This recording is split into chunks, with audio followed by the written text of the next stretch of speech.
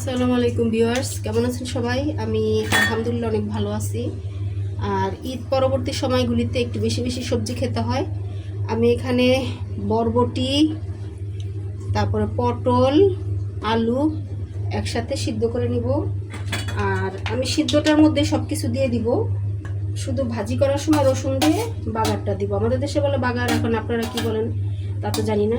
দিয়ে দিচ্ছি পেঁয়াজ আর কাঁচামরিচ, একটু স্বাদ মতো লবণ দিব, দিয়ে দিচ্ছি একটু হলুদের গুঁড়া।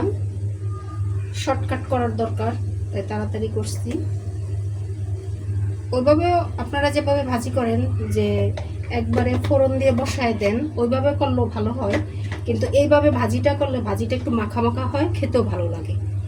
তো একটু এভাবে সিদ্ধ করে নেব 10 মিনিট। সবজিগুলি সিদ্ধ হয়ে গেছে, এখন ফোড়ন দিয়ে নিব। ফোড়নের জন্য দিয়ে দিলাম তেল। আমি খুব বেশি তেল দিব না। আর সিদ্ধর সময় তো দেখলেন সবাই যে আমি পেঁয়াজ দিয়েছি। এখন আর পেঁয়াজ দিব না, এখন দিয়ে দিব একটু রসুন। বিসমিল্লাহ। রসুনগুলো লাল লাল করে ভেজে নিব। আর সবাই কিন্তু মোটামুটি একই ধরনের উপকরণ দিয়ে আমরা রান্না করি, তারপরে কিন্তু একজনের রান্নার সাথে স্বাদের সাথে আরেকজনের রান্নার স্বাদ মিলে না।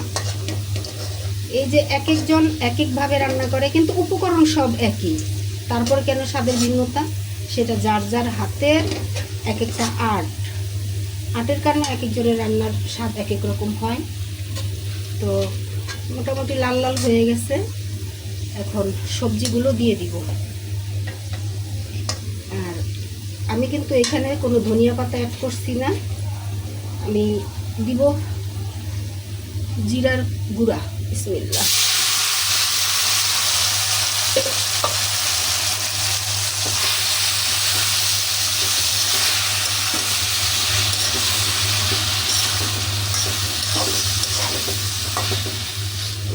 আমি দিয়ে দিব আদা ভাঙা ভাঙা করা জিরার গুঁড়া, ভাজা জিরার গুঁড়াটা দিয়ে দিচ্ছি।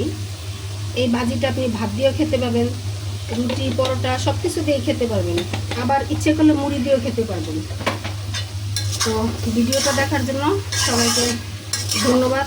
সবাই ভালো থাকেন, আর সবাই সবার জন্য দোয়া করেন, যেন সবাই ভালোভাবে থাকতে পারি আমরা, আমাদের মধ্যে যেন কোনো বিভেদের সৃষ্টি না হয়। তো আল্লাহ হাফেজ।